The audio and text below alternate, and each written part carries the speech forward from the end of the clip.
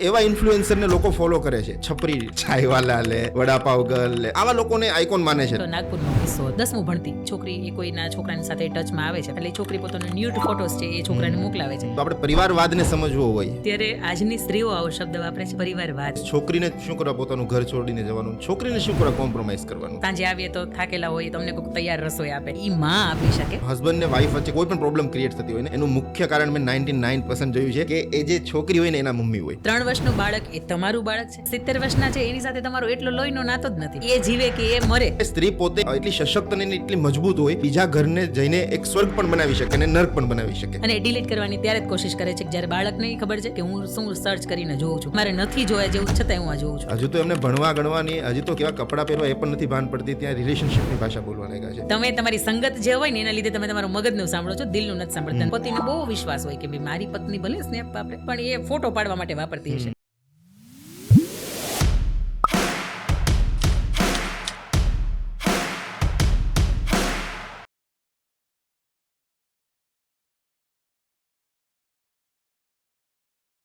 તમારા મતે અંકિતા મુલ્લાણી એટલે કોણ? ખૂબ મજાનો અને સરસ શરૂઆતનો જ ક્વેશ્ચન તમે સરસ પૂછો છો. હું મારા દ્રષ્ટિએથી 31 વર્ષના જીવનના સમયની અંદર કહી શકું, અંકિતા મુલ્લાણી એટલે એક ગામડાની અંદર ઉછરેલી, એક ભૌતિક સુખ સગવડથી અલગ, અને એક 20-21 વર્ષની ઉંમરે એ જ્યારે ઇસ્કોન મોલની અંદર સુરતની અંદર નાળિયેરીઓ અંદરના સેટઅપમાં જુએ છે ત્યારે પરિવારને પૂછે છે કે અહીંયાથી સૂર્યપ્રકાશ કેવી રીતે આવતો હશે.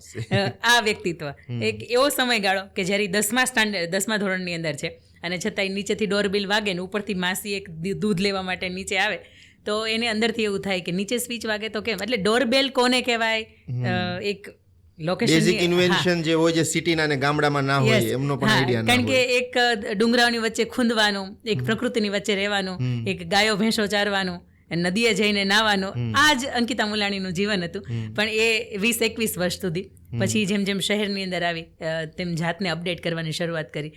અને આજે એ વાતનો આનંદ છે કે છેલ્લા 3 વર્ષની અંદર કદાચ એમ કહી શકાય કે આ સંઘર્ષનો પાયો તો ઘણા સમય પહેલાં 2017થી રોપાઈ ગયો હતો, પણ આજે 2024 એટલે અંકિતા મુલ્લાણી એક લોકોના દિલની અંદર એક સ્થાન પામ્યા છે.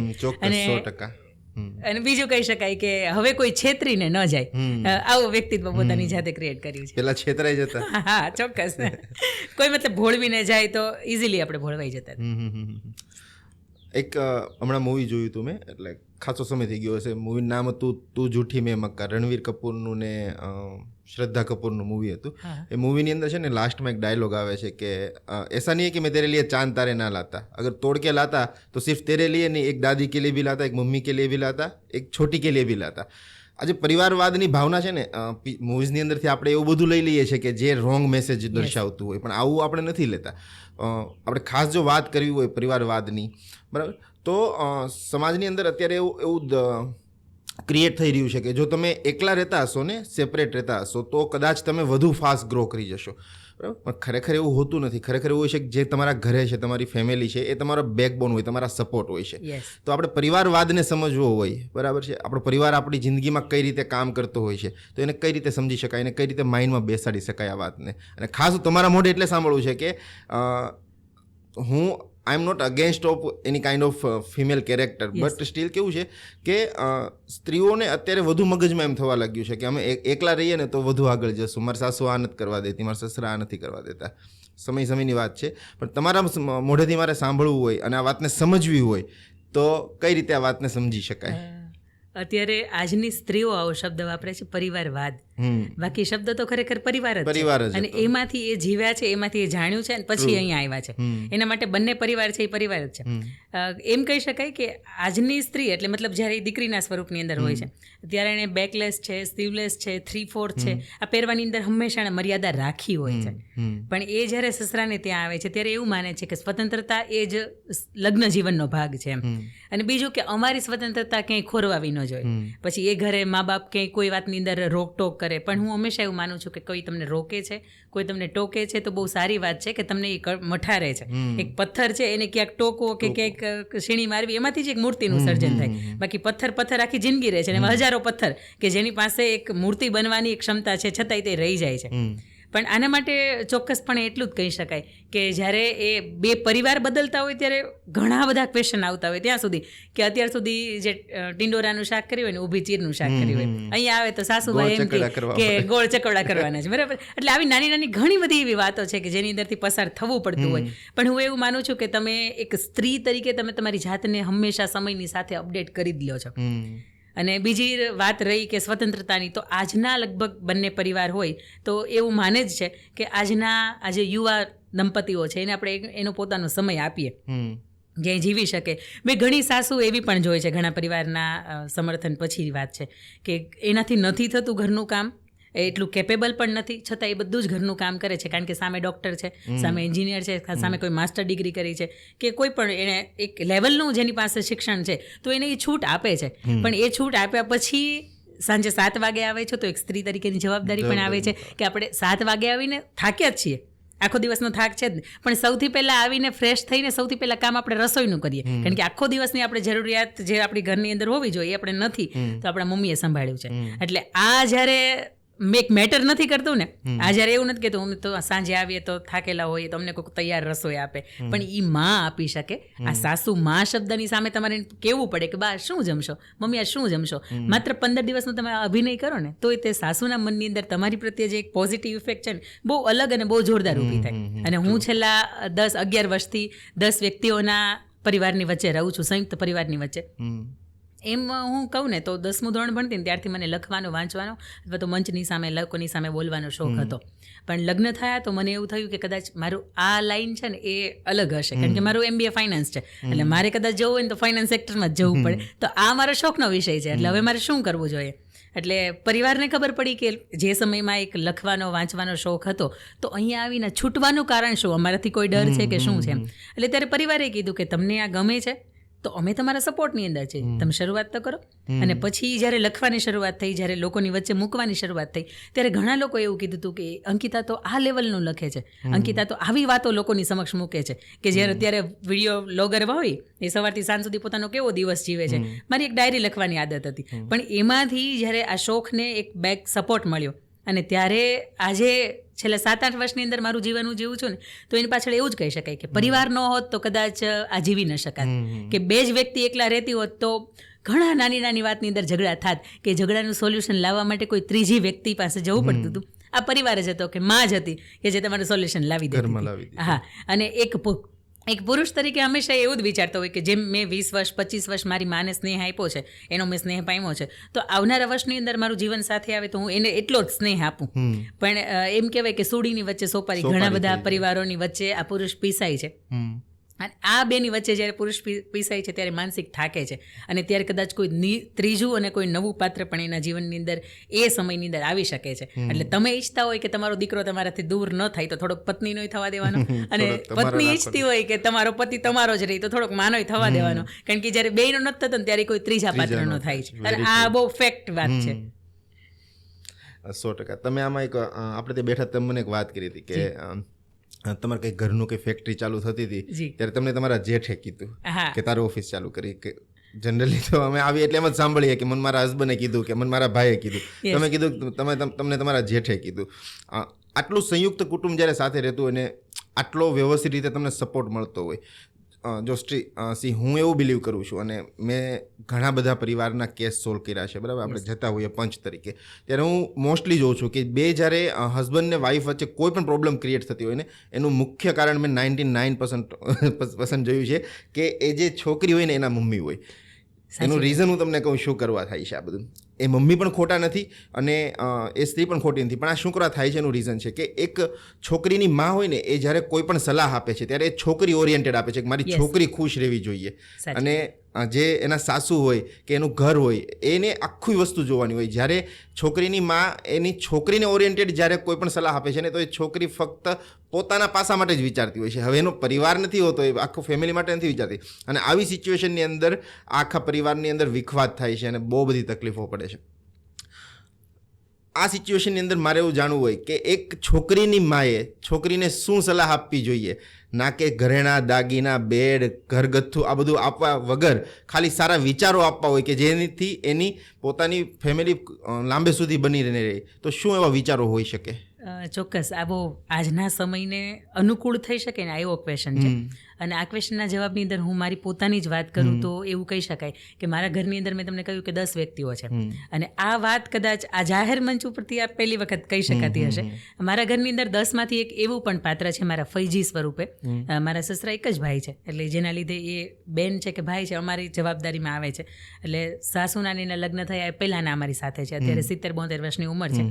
એમને 80% માનસિક પોતે બીમાર છે, દિવ્યાંગ છે, પોતાનું કરી લે છે. પણ ગામ કદાચ અત્યારે 1008 એલચીની માળા મને પહેરાવતું હોય, મને પ્રાઉડ જે ફીલ થતું હોય, મને એમ થતું ઓહો આ તો આપણું બહુ સારું સન્માન છે. પણ એ જ ઘડીએ જ્યારે એ પૂર્ણ થાય છે ને હું મારા ઘર તરફ આવું છું તો મારા ફૈજીનું બિહેવ મારી સાથે બહુ રૂડલી હોય છે. શરૂઆતની અંદર મને એક ક્વેશ્ચન રહેતો કે ભાઈ હું મારા તરફથી બધું જ આપું છું, એ જે ઈચ્છે છે હું એવી રીતે આપું છું. એની સાથે બહુ હું ગુસ્સામાં હોય છતાંય વિનમ્રતાથી વાત કરું છું, છતાંય આવું કેમ?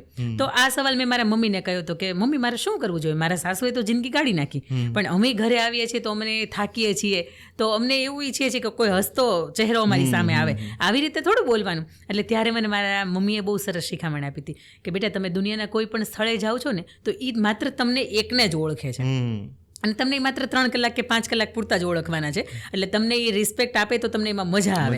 પણ જ્યારે ચૈતર મહિનો આવે ને તો ત્યારે તમે કડવો લીમડો ખાવ છો અથવા તો એના મોર ગળો છો, એ શા માટે? એટલે મેં એવું કહ્યું હતું કે આખા વર્ષની અંદર બીમારી ન થાય એટલા માટે. એટલે ત્યારે મને એવું કીધું હતું કે તમારે તમારા નામથી, તમને તમારી પદ પ્રતિષ્ઠાથી કે તમારી કળા કૌશલ્યથી તમને એક અભિમાન ન આવી જાય ને, હા આ એનું છે. એટલે તારા સાસુએ તારી સામે એને 30 વર્ષ સાચવ્યા છે તો તારી પણ જવાબદારી બને છે કે હવે 30 વર્ષ નથી કાઢવાના. તો તારી જવાબદારીની અંદર આવે છે કે એને હસતા મુખે જ સાચવવાનું. એટલે આવી પણ એક વાત છે. અને બીજી રીતે એ પણ કહી શકાતું હોય કે ઘરની અંદર જ્યારે અલગ અલગ વ્યક્તિઓ હોય ને ત્યારે એના અલગ અલગ દરેકના સ્વભાવ છે બધું અલગ અલગ થવાના છે. હા, તો એક માતા તરીકે હંમેશા એવું કહેતી હોય કે તારે તારું જ કરવાનું છે. આવી માતાઓને પણ મેં સાંભળ્યું છે. અને એક બીજો બહુ સારો અને બહુ નજીકના સંબંધીની અંદર બનેલો આ ઇન્સિડન્સ છે કે દીકરીના ફાધર નથી હોતા, એટલે એમને જ્યારે સગપણ થયા ત્યારે એણે એક વાત કરી કે ભાઈ મારા પપ્પા નથી, મારા ભાઈ નથી, એટલે જો મારે ભવિષ્યમાં મારા મમ્મીને સાચવવાના થાય તો તમે જવાબદારી લ્યો છો. અને ત્યારે પેલા એવું કહે છે કે મને કાંઈ વાંધો નથી, હું જવાબદારી લઉં છું. સગપણ ગોઠવાય છે. પછી ખબર પડે છે કે પરિવારની કેપેસિટી તમે જો છો ને એની કરતાં 20-30% જ વધારે છે, એટલી બધી નથી કે તમને સુંડલો ભરીને સોનું આપી શકે લગ્નની અંદર. પછી એના મમ્મીએ એવું કીધું કે જો બેટા તું જા છો ખરીદી કરવા માટે, હું સાથે નથી આવતી. હું સાથે આવતી હોત તો તારું સારું કેમ થાત ને, આવું જ હું વિચારે. પણ એ તને એકને જ લઈ જાય છે તો તું એમ કરજે, મોટું ચકદું વાળું છે. એ દીકરીને 22-23 વર્ષની ઉંમરમાં ખબર બિલકુલ નથી હોતી કે મારે શું પસંદ કરવું, કારણ કે દીકરીને ડેલિકેટ બહુ ગમતું હોય છે અને એવું જ વિચારે કે આવું નાનું નાનું મારું રૂટીન પહેરવું છે ને તો હું આવું જ લઉં એમ. પણ ત્યારે એ સમયે એની માતા આ બીજ વાવે છે એના મનની અંદર કે તું મોટું મોટું લે છે. જો ઘરની અંદર 2 કે 3 એક સાથે મેરેજ છે તો પરિવારને બહુ વધારે પડતી અગવડતા થતી હોય. અહીંયા આવે છે, ખરીદી કરવા માટે જાય છે ત્યારે ખબર પડે છે કે ભાઈ આપણે આ બજેટમાં લેવાનું છે. એટલે વાત કરી કે ભાઈ અમારે 22 કેરેટનું જોઈએ છે અને અમારે 21 તોલા જેટલું તો લેવું છે અહીંયાથી એમ. પછી પરિવાર એવું કહે છે કે અમે 20 નહીં 25 આપીએ, વાંધો નથી, તમારી ઈચ્છા છે ને. પછી ત્યારે પરિવાર 22 કેરેટની જગ્યાએ એ 18 કેરેટની અંદર કરાવી દે છે. પણ જ્યારે એની માતા જોવે છે ને ત્યારે માતા એવું કહે છે કે તમારી પાસે હજી કેપેસિટી ન હોય ને તો વર્ષ દિવસ થેલાવી દો, મારી દીકરી 18 કેરેટનું નહીં પહેરે. પણ આ જ્યારે વટ ઉપર વાતો આવી જતી હોય ત્યારે મને એટલી ખબર પડે કે તમે 18 કેરેટ પહેર્યું છે, તમે 22 કેરેટ પહેર્યું છે કે 20 કેરેટ, કે તમે 12 કેરેટ કેમ નથી પહેર્યું? તમે અંદર ખુદ શુદ્ધ છો, તમે ખુદ અંદર સોનું છે તો તમારે ઘરેણા પહેરવાની જરૂરિયાત નથી રહેતી. એટલે એક માતા તરીકે હંમેશા હું એક મારા માધ્યમથી એક એવી જ સલાહ આપીશ કે તમારી દીકરી અનુકૂળ ને પ્રતિકૂળ સંજોગોની અંદર બેમાં ટકી શકે, હસતા મુખે રહી શકે અને હસતા મુખે બધાને સ્વીકારી શકે, બધી જ પરિસ્થિતિને. આના માટે તૈયારી કરવી જોઈએ. અને આના માટે કદાચ મારું એક પુસ્તક પણ હમણાં આ ડિસેમ્બરની અંદર હું આપું છું, કરિયાવરમાં આપું છું. આ પુસ્તકનું શીર્ષક છે અને આ શીર્ષકની અંદર મેં હંમેશા એવી જ વાતો લખવાનો પ્રયત્ન કર્યો છે. 365 કોટ અને 365 કોટનું એ પુસ્તક લગ્ન થાય ત્યારે દીકરીને, બેનને કે તમારી મિત્રને કોઈ પણને તમે એ સમયમાં આપી શકો. શરૂઆતના 2 જ વર્ષ એવા હોય, જેમ ધંધાની અંદર 999 દિવસ તમારે ભૂલી જવા પડે, એમાં શરૂઆતની અંદર 365 ગુણ્યા 2 આ વર્ષ ભૂલવા પડે, કારણ કે અંદર એ તમને સ્વીકારી શકે, તમે એને સ્વીકારી શકો અને પછી એ તમારી 24 કલાકની અંદર બંધ બેસે. એટલે આ 365 ક્વોટ 365 દિવસ તમારે રોજ એક રીડ કરવાનો અને 2 વર્ષના અંતે જે તમને મિક્સચર આપ્યું હોય ને તો એ બગડી જવાનો ચાન્સ છે. ફોન આપ્યો હોય તો બગડવાના ચાન્સ છે, બેડ આપ્યો હોય, કોઈ પણ વસ્તુ તમને જે કરિયરમાં આપી છે એ ક્ષણિક છે અથવા તો એ જે તે સમયે નાશવંત વસ્તુઓ છે. પણ આ વિચારોનો કરિયર એક મા બાપ આપતા હંમેશા ભૂલે છે અથવા તો આપે છે તો એ લેવલની નથી આપી શકતા. એટલે 365 કોટની અંદર મેં એ જ વાત લખી છે, કરિયરમાં આપું છું. આ સત્તા સંપત્તિ તમારી પાસે જે આવડત છે એના સિવાય મારે તમને શું આપવું જોઈએ એક મા બાપ તરીકે કે જે તમને તમારા સુખી લગ્ન જીવનની અંદર આ બધી જ વાતો તમને કામ લાગવાની છે. એટલે એ 365 કોટ રૂપે પણ હું એવું ઈચ્છું છું કે દરેક માતા, આ વિચારો કદાચ મને મારી માતા તરફથી મળ્યા છે, મને મારા સાસુ તરફથી મળ્યા છે, અને મારા સાસુની સાથે તો મારું બહુ સારું બોન્ડિંગ છે, નળન નથી. એટલે એક દીકરી કોને કહેવાય ને એનું ફીલ મને અહીં આવી નહીં આ વસ્તુ થાય છે. પણ બધા પરિવાર આવા નથી, બધી સ્વતંત્રતા આવી નથી આપી શકતા. અને બીજું કે સ્વતંત્રતા આપે છે તો એનો આજની સ્ત્રી કદાચ એનો બરોબર ઉપયોગ પણ નથી કરતી, કે જેના લીધે પરિવાર એક વખત વિચારે છે કે એને મારે સ્વતંત્રતા આપવી. હું એક કાઇન્ડનો પર્સન નથી કે કદાચ ફેમિનિઝમની ક્રિટિસાઇઝ કરું કે એના સપોર્ટમાં રહું કે આમ કે તેમ, પણ ઘણીવાર હવેના સમયમાં જો ડિબેટ નીકળે ને તો એમ કે ઓલવેઝ છોકરીને શું કરવા પોતાનું ઘર છોડીને જવાનું, છોકરીને શું કરવા કોમ્પ્રોમાઇઝ કરવાનું. કદાચ આદિ અનાદિ માં જગદંબાને ખબર હતી કે સ્ત્રી પોતે એટલી સશક્ત છે, એટલી મજબૂત છે કે એ ઘરમાં જશે અને એ ઘરને ઘર બનાવશે. કેમ કે જે બાળકને જન્મ આપી શકે ને એનામાં જેટલી સ્ટ્રોંગનેસ હોય, પુરુષમાં આટલી સ્ટ્રોંગનેસ હોતી નથી ખરેખર, આઈ એક્સેપ્ટ. એટલે સ્ત્રી પોતે એક એટલી સશક્ત અને એટલી મજબૂત હોય કે બીજા ઘરને જઈને એક સ્વર્ગ પણ બનાવી શકે અને નર્ક પણ બનાવી શકે. હવે એના હાથની વસ્તુ છે કે સ્વર્ગ બનશે કે નર્ક બનશે. તમે વાત કરી કે સાસુ સસરાઓ કે જે મોટા આપણે સાથે રહેતા હોય, તમારા ઘરે એક બાળક છે 3 વર્ષનું એ અને એક 70 વર્ષના દાદા દાદી છે, બંનેમાં કોઈ ફરક હોતો નથી. બરાબર. પણ આપણું બિહેવિયર 3 વર્ષના બાળક પ્રત્યે અલગ હોય છે ને 70 વર્ષના મા બાપ ઉપર અલગ હોય છે. જે બાળકે જો આપણી માટે કંઈ કર્યું પણ નથી એને આપણે વધુ લાડ કરીએ છીએ, જેને 70 વર્ષ આપણી માટે જિંદગી ઘસાવી નાખી એ માણસ આપણે માટે આપણે કંઈ કરતા હોતા નથી. તો જ્યારે ફેમિલીની હજુ આપણે વાત કરીએ જ છીએ, બરાબર, અને જોઈન્ટ સંયુક્ત કુટુંબ કઈ રીતે તમારી જિંદગીમાં બદલાવ લાવી શકે. એક માણસ પોતે ખાલી એટલું જ ઈચ્છતો હોય છે કે જો એના ઘરે ફેમિલી છે અને એની વાઈફ કદાચ હાઉસવાઈફ તરીકે કામ કરે છે અને મમ્મી પપ્પાને છે, રિટાયર્ડ છે, બહુ વ્યવસ્થિત છે, એક માણસ ખાલી એટલું જ ઈચ્છતો હોય છે કે જ્યારે ઘરે જાય ને ત્યારે એને સુખ શાંતિ ને સંપત્તિ મળે. જે આખો દિવસનું કલેશ છે, માથાકૂટ છે, આ બધી જ વસ્તુઓ ઘરે જઈને એમ શાંત થઈ જશે. એક માણસ આટલું જ ઈચ્છતો હોય છે, પણ એવું મળતું નથી. ઘરે જાય પણ ચી કોઈ પણ વાતની ચાલુ થાય ને થાય જ તે. અને તમે કીધું એમ 3rd પર્સન આવવાની વાત પણ શરૂઆત અહીંયાથી જ થતી હોય છે.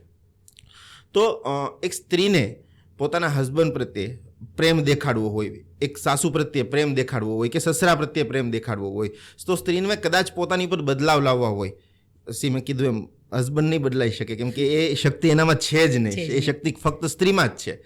તો માણસને કઈ રીતે પોતાની જાતને થોડી બદલીને આ પરિવારની અંદર ફીટ બેસાડી શકાય ખરી? એના માટે છે ને એક સ્વાધ્યાયની અંદર એક સરસ મજાનું એક ભક્તિ ગીત છે, એ નારી જો ધારે તો દુનિયા બદલાવે અને અવળી જો ચાલે તો ઘરને લજાવે. શસ્ત્રો ઉપાડી મેદાને એ આવે અને દશરથની આંખોની અંદર આંસુ પડાવે. ઘણા વર્ષોથી આપણે જોતા આવ્યા છીએ કે નારીના 2 સ્વરૂપ છે. અયોધ્યા કાળની વાત કરીએ તો સીતાજી તો સ્વરૂપ અલગ દેખાય છે, તમને કઈ માતા તો બંને સ્ત્રીના સ્વરૂપ અલગ દેખાય છે. જો કદાચ સીતાજીના હાથમાં અયોધ્યા હોત તો અયોધ્યાનો રંગ અલગ હોય, અને માત્ર કઈના માતાના હાથની અંદર અયોધ્યા હોત તો એ રંગ અલગ હોત એમ. પણ આજના સમયની અંદર કદાચ એવું ન કહી શકાય કે 50% સ્ત્રીઓ આવી રીતની છે એમ. પણ એક સ્ત્રીના હાથની અંદર કોઈને ખુશ કરી શકવાની જેવો એક એમ કહી શકાય ને કે એક દોરી છે, તો એ ભોજનના માધ્યમથી છે. એ જ્યારે રસોઈ કરતી હોય ને ત્યારે જો એવા વિચારની સાથે કરે છે કે હું જેટલું સરસ બનાવીશ ને એટલું સરસ એ લોકોને રાજીપો થશે, અને એ રાજીપા કે એ પ્રેમની અંદર મને વધારે સારું એક બોન્ડિંગ મારું સારું બંધાશે કે ભાઈ હા રીંગણાનું શાક તો છે, અંકિતા સિવાય તો એટલું સરસ કોઈ બની જ ન શકે એમ. એટલે સાસુના મતની અંદર રીંગણાનું શાક 15 દિવસે ખાવા માટે ને તમારી જરૂરિયાત છે. આવી ઘણી બધી વસ્તુઓ છે. ઇવન મારા સાસુની વાત કરું છું તો એમને ડાયાબિટીસ છે, બીપી છે, કોલેસ્ટ્રોલ, ઘણા બધા એવા પ્રશ્નો છે. પણ એ જ્યારે પગ દુખે છે ને મને દેખાય કે એમનો પગ સોજી ગયો છે, એટલે સરસ મજાનું ટબની અંદર પાણી ગરમ કરી દઉં, એની અંદર મીઠું નાખી દઉં અને થોડીક વાર રહેવા દઉં, પછી એને પગ હું દાબી દઉં છું. આ 10 મિનિટનું મારા માટેનું કામ છે. પણ હું મારા સાસુને મારી માં જેવો પ્રેમ આપવા માટેની તૈયારી બતાવું છું ત્યારે અંદરથી એને એવું થાય છે, રડાઈ જાય છે, આંખમાંથી આંસુ નીકળી જાય છે કે અંકિતા તું આવું મને કરી શકે છે એમ. એટલે ત્યારે એક બહુ ઇમોશનલ બોન્ડિંગ તમારું ક્રિએટ થતું હોય. અને ઘર પરિવારના દરેક વ્યક્તિ જ્યારે તમે 2 દિવસ માટે તો હું ટ્રાવેલિંગ માટે કે ક્યાંય જાઉં છું ને પગે લાગીને નીકળું છું, હું હંમેશા એવું માનું છું કે તમે નિર્જીવ મૂર્તિની અંદર ભાવ રાખીને પગે લાગો છો તો એ તમને માથે હાથ મૂકવા માટે નથી આવતા. પણ તમે સજીવ મૂર્તિને ભાવથી જ પ્રેમ રાખો છો તો એ તમારા માથા ઉપર હાથ મૂકે છે, અને 10 વખત નહીં મૂક્યો ને તો 11મી વખત એની ફરજમાં આવે છે કે આપણે હાથ મૂકીએ એમ. અને ઘણી વખત પપ્પાને ત્યાં જતા હોય 5, 10, 15 દિવસ તો એક રડાઈ જાય છે, અને એ રડાઈ જાય છે ને એ જ વાત સાબિત કરે છે કે તમે તમારા તરફથી જે પણ પ્રયત્ન કરો છો એમને ખુશ રાખવાના, એમને હેપીનેસ રાખવાના, તો એ બધા જ પ્રયત્નોની અંદર તમે સફળ છો. હવે તમે 20, 25, 50 હજાર કમાવ છો મહિને, તો તમે તમારા સાસુના બેલેન્સ કરાવી આપો છો, એમાં વધારે પૈસાની જરૂરિયાત નથી રહેતી. તમે તમારા સસરા માટે કોઈ એને ગમતી વસ્તુઓ છે અથવા તો એ તમે ગિફ્ટ કરો છો સમયાંતરે, તો એની આ બહુ નાની નાની વાતો છે કે એમની જ્યારે એનિવર્સરી આવે છે તો આખા ઘરની અંદરથી કોઈ એનું નથી જોતું, પણ તમે એ તારીખમાં એને કંઈક આપો છો. તો આ કદાચ આખા વર્ષની અંદર તમે ગણો ને તો માન 10-12 હજારનું તો માંડ થતું હશે, પણ આ 10-12 હજારની અંદર તમે હંમેશા એક એવું આપો છો કે તમારું કોઈ નહીં હોય ને ત્યારે હું છું, કે તમારા સારા દિવસોની અંદર મારી એટલી હેપીનેસ છે એમ. એટલે એક સ્ત્રી તરીકે આવી રીતે ઇમોશનલી જો બોન્ડિંગ ક્રિએટ કરી શકે તો જ. અને બીજી આપણે વાત સરસ મજાની કરી કે 3 વર્ષનું બાળક છે ને એની પ્રત્યે તમે હંમેશા એક બહુ સેન્સિટિવ કેર કરો છો, અને 70 વર્ષના એ વ્યક્તિ છે તો એમ કહે છે કે બેટા પાણી ભરીને આપો, તો તમને અંદરથી એક ઓડ ફીલ થાય છે કે ભાઈ મને એકને જ કહે છે, હા, એટલે એક ઇરિટેશન થાય છે. પણ ત્યાં સ્વાર્થના સંબંધો લાગુ પડે છે કે 3 વર્ષનું બાળક એ તમારું બાળક છે, તમે એને જન્મ આપ્યો છે, એટલે તમારો એ સ્વાર્થ છે કે તમે એનો યોગ્ય ઉછેર કરો છો, તમે એના માટે સ્વપ્ન જોવો છો તે પરિપૂર્ણ કરો છો. આ 70 વર્ષના છે એની સાથે તમારો એટલો લોહીનો નાતો જ નથી, અને એ જીવે કે એ મરે એનાથી આજની સ્ત્રી એવું કહે છે કે આ ખાટલો ભોગવે એની કરતાં તો જતા રહેતા હોય સારા. આ બહુ ગુજરાતી ભાષાની અંદર કહેવાતું એના માટે કે ભાઈ પીડા ન થાય, પણ ખરેખર અંદરથી ઈચ્છા હોય તો હું છૂટી થાઉં. હા, હું છૂટી થાઉં, કારણ કે આજની સેવા કરવી ને એ બહુ અલગ વાત છે, પણ આપણા શાસ્ત્રો એવું કહે છે કે બહુ ભાગ્યશાળી સ્ત્રી હોય ને એના જીવનની અંદર સેવા હોય, એ મા બાપની હોય, બાળકની હોય. અને એક એ છે કે હું મારી માન્યતા પ્રમાણે કે જે સ્ત્રી આ જીવન એને સેવા એના ભાગ્યની અંદર હતી અને નથી કરી, તો આપણા અમુક પુરાણોની અંદર વાત એવી પણ છે કે આવતા જન્મે જો એને ભોગવી પડતી હોય તો એ દીકરા સ્વરૂપે કે દીકરી સ્વરૂપે કે કોઈ પણ સ્વરૂપે, એના પતિ સ્વરૂપે કે એ સ્વરૂપે એના જીવનની અંદર આવે કે 35-40 વર્ષની હોય અને કોઈ બાળક એની ઘરે એવું જન્મ લે તો આખી આ જિંદગી એની એ કોઈ બીજી જીવવાની જગ્યાએ આ જીવન એનું બાળકની અંદર એને રચ્યું પચ્યું રહેવું પડતું હોય. પણ એક એ છે, હા, એક એ છે કે ગયા જન્મની અંદર એને ક્યાંક એનું કર્મ નહોતું બાંધ્યું કે જેને બાંધવાનું હતું, જે સમયે એને 2 વર્ષની સેવા કરવાની તે એને નહોતી કરી, તો આ વર્ષે એને બાળકોની કે આખી જિંદગીની સેવા કરે છે. એટલે સ્ત્રી છે તો ઘરને સ્વર્ગે બનાવે અને નરકે બનાવે, આમાં બેની અંદર સમર્થન આપી શકું. આપણે ઓર્ગેનિક વાત થઈ, તમે વચ્ચે વાત કરતા હતા કે અમે વી આર જોઈન્ટ ફેમિલી, અમે લગભગ 4 પેઢી સાથે રહીએ છીએ ઘરની અંદર. તમે જે વાત કરીને કે 18 કેરેટ ને 22 કેરેટ, મારા જ્યારે મેરેજ થયા ને ત્યારે we are not so capable કે અમે લગ્નમાં ઘરેણા આપી શકીએ. સો મારી વાઈફે એક બહુ સારા ઘરેથી હતી પણ એને નહોતું લીધી, કોઈ પણ વસ્તુ નહોતી લીધી. હમણાં મારા ભાઈના રિસન્ટલી મેરેજ ગયા, એ મેરેજની અંદર અમે લગભગ એને 30-35 તોલા સોનું કરાવી આપ્યું, જે ઈચ્છા પડે તે કરાવી આપ્યું, બરાબર. પણ એ જે ખુશી હતી ને અત્યારે લેવાની, એ કદાચ એ ખુશી હું ત્યારે મહેસૂસ ન કરાવી શકે જે ખુશી મેં એને અત્યારે મહેસૂસ કરાવી.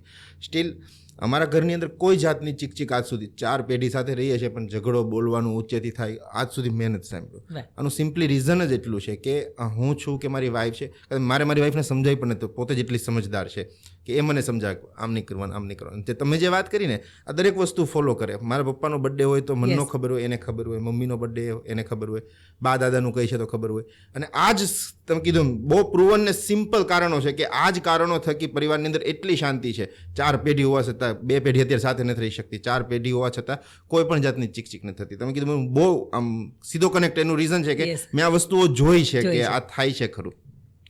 છોકરા જ્યારે મોટા થતા હોય ત્યારે અનાદર કરવાની વાત હવે પહેલાં સીધી નીકળતી હોય. આપણે બધાને એમ લાગશે કે નેગેટિવ પોઈન્ટોનો વાત કરે છે. નેગેટિવ પોઈન્ટની વાત એટલે કરવી છે કે આનાથી નેગેટિવ પોઈન્ટને એક્સેપ્ટ કરશું, સુધારશું તો જ પોઝિટિવ તરફ વધશું અને સારો સમાજ બનાવી શકશું. જ્યારે બાળકો થોડાક મોટા થાય ને એટલે અનાદર તરફ વધુ જતા હોય છે, ગમે તે અને ગમે રીતે બોલી દેતા હોય છે.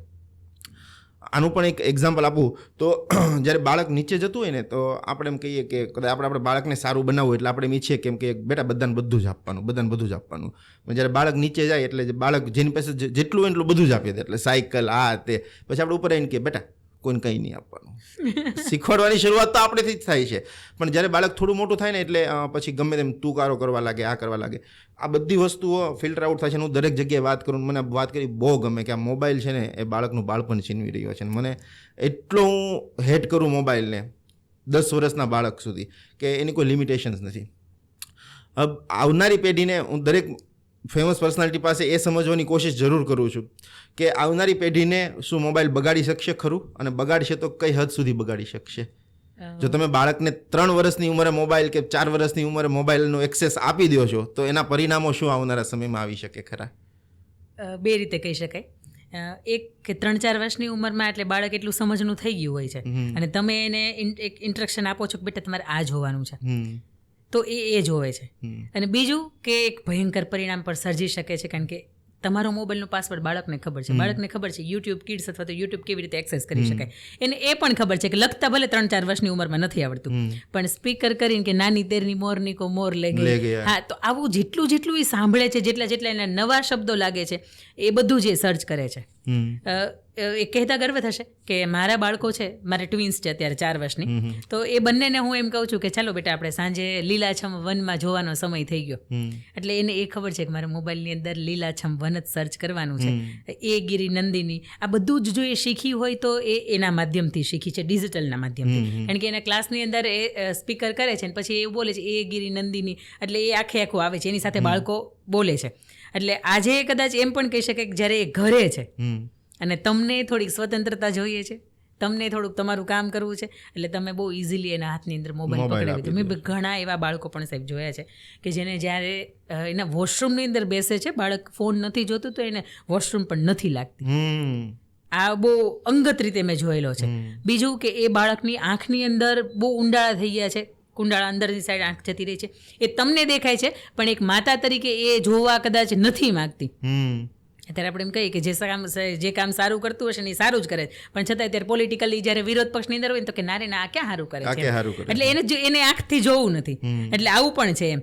પણ એક ઘણી વખત એવા પણ પ્રશ્નો આવતા હોય કે જ્યારે બાળક મા બાપની પાસે રહેતું હોય અને આપણે એક તમારા કરિયરની જેને ભૂખ છે, કરિયરની અંદર હોય, સવારથી સાંજ સુધી એની માતાનો, એના પપ્પાનો જે સ્નેહ મળવો જોઈએ 1, 2, 5 વર્ષની ઉંમરમાં એને નથી મળતો, તો બા સાચવવા માટે પણ એને મોબાઈલ આપી દેતા હોય છે.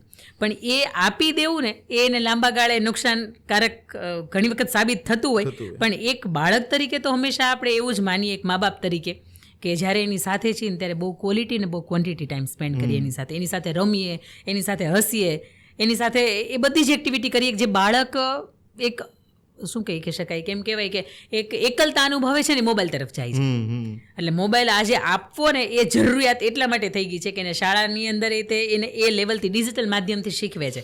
તમે એની સામે કદાચ નાની તેરી મોટની આખું પાકું કરો ને ડાન્સ કરો તો એમાં એની એવી ફિલિંગ નહીં આવે જેવી મોબાઈલ અથવા તો એક ડિજિટલ મીડિયાના માધ્યમથી જોવે છે. એટલે બાળકને ખરેખર એક રીતે એમ કહી શકે એની હેબિટ પડી જાય ને, આવો મોબાઈલ નહીં આપો. બીજું કે એને તમે હનુમાન ચાલીસા સંભળાવી શકો જમતી વખતે, તો શા માટે તમે કાર્ટૂન આપો છો? તમે એને રામનું ચરિત્ર છે, કૃષ્ણનું ચરિત્ર છે, ના નથી કે બાળકને મોબાઈલ જોવાની આદત છે, પણ કૃષ્ણના ચરિત્ર છે રોજનો અમે એક ભાગ છે ને શીખવાડો, એને જોડાવો. એ 3-4 વર્ષની ઉંમરમાં તો એ ભાષા સમજી શકે એટલું તે કેપેબલ થઈ જ ગયું હોય છે. જો એને આદત જ છે તો પછી આવી રીતે છોડાવી શકાય. અને જો આદત નથી જ તો એને 15 મિનિટ આપો છો, 10 મિનિટ કરો, 12 મિનિટ કરો, 8 મિનિટ કરો, અને છેલ્લે એક એવું આપો બેટા હું તને જમા પછી આપીશ. અને એ 3 મિનિટ કે 5 મિનિટ આપ્યા પછી તમે એની પાસેથી હસતા મુખે લઈ લ્યો છો એમ. એટલે આમાં એક બાળકનો એક માઇન્ડસેટ એવો બંધાઈ ગયો છે કે મારા મમ્મી મને કહેશે ને તો એ પ્રમાણે મારે જોવાનું છે, એટલો જ મિનિટ જોવાનું છે એમ. જો આદત થઈ ગઈ હોય તો છોડવાની વાત આ એમ છે. બાકી ભયંકર ચોક્કસ આ મોબાઈલ છે એ પરિણામ આપી શકે છે. આવું બધું હું આ વાતને બિલકુલ સમર્થન આપું છું, કારણ કે એને 5 વર્ષની ઉંમરે શું સર્ચ કરવું ને એને ખબર પડી ગઈ છે. અને બીજું કે બાળક જ્યારે તમારો મોબાઈલ મૂકે છે ત્યારે એક વખત તમે એની સર્ચ હિસ્ટ્રી પણ જોવો. એ બાળક જ્યાં સુધી 18 વર્ષનું થાય છે ત્યાં સુધી તો જોવો જ, જ્યાં સુધી એને ખબર નથી પડતી કે સર્ચ હિસ્ટ્રી આવી રીતે ડિલીટ થાય છે, બરાબર. અને એ ડિલીટ કરવાની ત્યારે જ કોશિશ કરે છે કે જ્યારે બાળકને ખબર છે કે હું શું સર્ચ કરીને જોઉં છું, કે જે મારે નથી જોયા જેવું છતાંય હું આ જોઉં છું એમ. એટલે અત્યારે એમ કહી શકે કે ઓનલાઈન ગેમ ફ્રોડિંગ જે બધા થાય છે, તો એનું રીઝન જ છે કે જે તમે સમયે તમારે સ્નેહ આપવાની જરૂર હતી, તમારો સમય આપવાની જરૂર હતી, અને ત્યારે તમે સરસ મજાનો રાક્ષસ ગઝેટ મોબાઈલ તમે આપી દીધો છે. જે નહોતા સમય આપવાની જરૂર ત્યાં આપી દીધો છે. આ તમે વાત કરીને મને એક રિસન્ટ દાખલો યાદ આવી ગયો કે તમે બહુ સાચી વાત કરી કે એની હિસ્ટ્રી એ દેખાડશે કે એણે શું સર્ચ કર્યું છે. અને મોબાઈલ જનરલી તો એવું જ થાય છે કે બાળકને સમય પહેલાં મેચ્યોર કરી દે જ છે, 100%ની વાત છે. પણ હવે હમણાં જ એક રિસન્ટ એવો કેસ બન્યો કે સ્નેપમાં છોકરા સાથે વાત કરતી હતી એક છોકરી, બરાબર. કોઈ તકલીફ નથી કે એક છોકરો છોકરી ફ્રેન્ડ્સ હોઈ શકે, કોઈ ઇશ્યુ નથી. પણ તકલીફ એ છે કે જો તમે ફ્રેન્ડ્સ જ છો તો તમે તમારા પપ્પાના મોબાઈલમાંથી વોટ્સઅપમાં વાત કરો ને, ડિલીટ કરવાની જરૂર નથી, સંતાડવાની જરૂર નથી, બરાબર. પણ હવે 8-10 વર્ષના છોકરાઓ, બહુ નાની ઉંમરના છોકરાઓ અત્યારે રિલેશનશિપની ભાષા શીખવા લાગ્યા છે. હજુ તો એમને ભણવા ગણવાની, હજી તો કેવા કપડાં પહેરવા એ પણ નથી ભાન પડતી, ત્યાં રિલેશનશિપની ભાષા બોલવા લાગ્યા છે. સમાજ કઈ તરફ જઈ રહ્યો છે, અને પ્યોરલી આનું એક સિમ્પલ રીઝન છે મોબાઈલ. કેમ કે મોબાઈલમાં આપણે વાત થઈ છે તો એવા ઇન્ફ્લુએન્સરને લોકો ફોલો કરે છે કે જ્યારે ઇન્ટેલેક્ચ્યુઅલ વાત થતી હોય ને તો લોકોને સાંભળવી ના ગમે, પણ છપરી, પેલા ચાયવાલા લે, વડાપાવ ગર્લ લે, આવા લોકોને આઇકોન માને છે લોકો. અને આવા લોકોને આઇકોન માનીને પછી તમે શું શીખવાના? લાલ વાળ કરતા કલરના આગળ નથી, બટ એક માનસિકતા દેખાડે છે કે તમે લોકો કેવા લોકોને ફોલો કરો છો ને તમે પોતે કેવા બનશો. આપણે વાત થતી હતી એમ, તમે સ્ટુડન્ટ લાઈફ ઉપર પણ બહુ બધું કામ કર્યું છે. એક સાચું સુદૃઢ અને એક સમજદાર બાળક કોને કહી શકાય ઇન ટર્મ્સ ઓફ એજ્યુકેશન, કે જે ફેમિલીને અને એજ્યુકેશનને બંનેને સમન્વય રાખીને ચાલતું હોય એવું? હું મારી દ્રષ્ટિએ એક સાચો બાળક અથવા તો એક સાચો વિદ્યાર્થી એને કહી શકું. એના દરેક કર્મથી, કે એની દરેક ભાષાથી, એના દરેક વ્યવહારથી, એના માતા પિતા, એના શિક્ષકો અને એના મિત્રો એને આજીવન પ્રાઉડ કરી શકે, એક એવો એ હોવો જોઈએ. એ જગ્યાએ કદાચ મારી દીકરી હોય, મને એવું દેખાય કે એનામાં શું ખામી છે, ક્યાં ભૂલ કરે છે, તો એક મા બાપ તરીકે આદર્શ બનાવવાની જવાબદારી મારી છે, એક શિક્ષક તરીકે પણ આદર્શ બનાવવાની જવાબદારી મારી છે. અને મારો જ કોઈ મિત્ર છે, મને ખબર છે કે આ ભૂલ કરે છે, અને એ વિદ્યાર્થી જીવનની અંદર જ છે, તો એક મિત્ર સ્વરૂપે પણ એને થોડોક આદર્શ બનાવવાની જવાબદારી મારી છે. પણ એના વાણી, વર્તન, વ્યવહાર, એના સ્વભાવ, કે એના દરેક કર્મથી, કે એના દરેક કાર્યથી એક મા બાપ, શિક્ષક અને એનો મિત્ર છે એ પ્રાઉડ કરી શકે, એને જ હું મારી દ્રષ્ટિએ આદર્શ વિદ્યાર્થી કહી શકું. કારણ કે એને બોલતા પહેલા વિચાર આવવો જોઈએ કે મારા મિત્રને નહીં ગમે, મારી માતાને નહીં ગમે, મારા શિક્ષકને નહીં ગમે, મારા આ કાર્યથી ત્રણેયને હર્ટ ફીલ થશે. એટલે આવું જ્યારે એક વિદ્યાર્થી લેવલથી જો સમજી શકતો હોય ને તો એટલી ખબર છે. અને બીજું કે આખી ગીતાજી કદાચ ઘણા વખત એમ કહેતા હોય કે બાળકોને સંભળાવવી જોઈએ, વાંચવી જોઈએ, પણ ત્યારે એ બહુ ફેક્ટની વાત છે કે તમારી ઘરે 4-5 ગીતાજીઓ ગિફ્ટની અંદર આવી છે, તમે ક્યારે એને ખોલવાનો પ્રયત્ન નથી કર્યો. પણ એક જો હું મારા જીવનની અંદર ગીતાજીના 3 સિદ્ધાંત મને મારા પપ્પાએ સમજાવે છે એ મુજબ, કે સૌથી પહેલી વાત તો એ છે કે હું કોણ છું, તમારા સ્વને ઓળખો. જો વિદ્યાર્થીના સ્વને ઓળખે છે કે હું કોણ છું, કેવા ફેમિલીમાંથી બિલોંગ કરું છું, મારા મા બાપ કોણ છે, હું કેવા એરિયાની અંદર રહું છું, એ એક મહત્વની વાત છે. બીજું કે હું આ જે કરું છું એનું પરિણામ શું આવશે, અને હું અત્યારે કયા સ્થળ ઉપર છું. આ 3 વાતનો જો એને સચોટ આન્સર એનો આત્મા, એનો સોલ એને આપી શકે છે અને એ સ્વીકારી શકે છે પાછું, તો એ પરફેક્ટ. એક વખત એનું ઉમરું ઓળંગવું હશે ને ત્યારે એને વિચાર આવશે. એને સિગારેટ મોઢાની અંદર 18 વર્ષની 15 વર્ષની ઉંમરે ફૂંકવી હશે ને તો એને વિચાર આવશે. એને કોઈ પણ જાતના વ્યસન છે, એને એડિક્ટેડ થાય ને એ પહેલાં આવો વિચાર એના મનની અંદર આવે છે, પણ એને ખબર જ નથી કે હું કોણ છું, મારે કેવું કાર્ય કરવું જોઈએ, અથવા તો હું આ જગ્યાએ છું, ત્યાં બરોબર જગ્યાએ છું.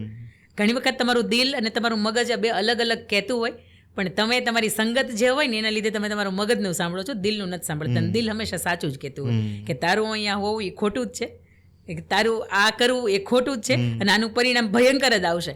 પણ ત્યારે આજનો બાળક એવું કહેતો હોય જે આવશે જોયું જશે. અને આપણે તો એક જ છીએ. ઇમોશનલી અત્યારે જે બ્લેકમેલ કરવાના કિસ્સા છે ને એ પણ અત્યારે બહુ વધ્યા છે. એટલે બાળકને એની માતા પિતા એવું નથી કહી શકતા કે તું આવું ન કર, કે તું આવું કર. અને છેલ્લે એણે એક સરવાળે કહેતા પણ સાંભળે છે મારે તો એક જ છે ને એટલું બધું પ્રેશર ન આપી શકાય એને. અને આ વાત બાળકને સંભળાય છે, એને ક્યાંક ને ક્યાંક એણે ફીલ કરી છે કે ભાઈ આપણે એક જ છીએ ને. કારણ કે બાળક દરવાજો બંધ કરીને 5 મિનિટ અંદર રહેતું હોય ને તો એના મમ્મીનું બીપી ડાઉન થઈ જતું. એવો કોઈ ઇશ્યુ ન હોય, પણ છતાંય બાળકને એવું છે કે આપણે ઇમોશનલી આ મા બાપને બ્લેકમેલ કરી શકીએ. આ બાળક આજનું શીખી ગયું છે. આની ઉપરથી મને એક વસ્તુ યાદ આવી કે હરેક મા બાપ એમ કહેતું હોય કે આજના છોકરાને મરાય નહીં, અડાય નહીં, હાથ ન અડાય. પણ એ બધા લોકોને એક જ વાત સિમ્પલી પૂછવી છે, જો તમે આટલા મોટા થયા, તમે તમારી જાતને જો માનો છો કે હું બહુ સારો બાળક છું, બરાબર છે, મારું ઉછેર બહુ સારો થયો, મને સંસ્કાર આપ્યા છે, તમને તમારા મા બાપે મારીને જોડી નાખ્યા છે, લેટમાં બંધ કરી દેતા, બરાબર, આટલા ત્રાસ કર્યા, છતાં પણ તમને હજુ તમારા મા બાપ ઉપર એવો કોઈ આક્રોશ નથી કે મને માર્યો એટલે હું ખરાબ થયો. તમારું તો સંસ્કારનું ચિંતન સારું જ થયું છે. તો તમે માનસિક ધારણા કરીને બેઠા છો. સમય પડે બાળકોને મગજમાં એક ડર હોવો બહુ જ જરૂરી છે.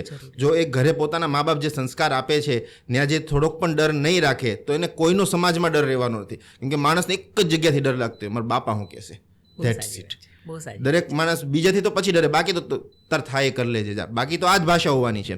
પણ ઘરે એક ડર હોય કે ઘરે ગયા પછી મારા બાપા હું કહેશે ને, એમથી મને બહુ ડર લાગતો હોય. પણ હવે તમે એ પણ ડર ભૂલાવી ચૂક્યા છો, તો હવે તમે નથી ઈચ્છવાના કે મારું બાળક કાલે ઉઠીને મને સાથે પણ રાખશે ખરું. નથી રાખવાનું, 100% વાત છે. વિદ્યાર્થીની તમે વાત કરી કે વિદ્યાર્થી જીવન બહુ અત્યારે બ્રોડ લેવલનું જતું રહ્યું છે, બરાબર. અને ખાલી સર્ટિફિકેટની રીતે અત્યારે વિદ્યાર્થી જીવન નથી રહ્યું. જો તમારામાં ટેલેન્ટ છે, કળા છે, તો પણ તમે લાઈફની અંદર બહુ જ આગળ નીકળી શકો છો. અત્યારના મા બાપ કદાચ કળાને સપોર્ટ પણ કરતા થઈ ગયા છે અને ઈચ્છે છે કે 10 જાતના ક્લાસ જોઈન્ટ કરાવતા હોય, જીમ, કરાટે, આ તે, અને કળાના જેને ઇન્ટરેસ્ટ હોય ક્લાસ કરાવતા હોય. પણ એજ્યુકેશન લેવું પણ ખૂબ જ જરૂરી છે, એક બેઝિક નેસેસિટી છે. બાળકનું માનસિક વિકાસ કેટલો થશે ને એ એક એજ્યુકેશન ઉપરથી જ આવશે. તો એજ્યુકેશન સિસ્ટમ આપણી જે અત્યારે સમાજની અંદર ચાલી રહી છે, આપણી ગવર્મેન્ટ ચલાવી રહી છે કે સોસાયટી ચલાવી રહી છે, તમને શું લાગે છે એ 100% બાળકનો વિકાસ કરે છે ખરો, કે ખાલી ફી લેવા માટેનું જે કલ્ચર આ ક્રિએટ કરેલું છે? બહુ સાચી વાત છે. આજે કદાચ 1 કિલોમીટર તમે પસાર કરો ને તો તમને એક પ્રી સ્કૂલ, એક સ્કૂલ, એક તમને ક્લાસીસ, એક નર્સરી, આ બધું જ દેખાય છે.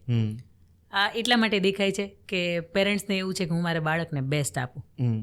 એટલે એ બહુ સારું એવી ફીઝ હશે, સારા એવા લેવલની હશે, સારા એવા લોકો જોડાયેલા હશે, તો એ ચૂઝ કરશે. બીજું કે મારે બાજુવાળો જો જીડી ગોઈંગ કેમ જતો હોય તો મારા છોકરા કંઈ ગજર એમ ન ભણવા જોઈએ. મારી કેપેસિટી છે નથી પછીની વાત છે, પણ મારા બાળકોને હું બેસ્ટ આપું.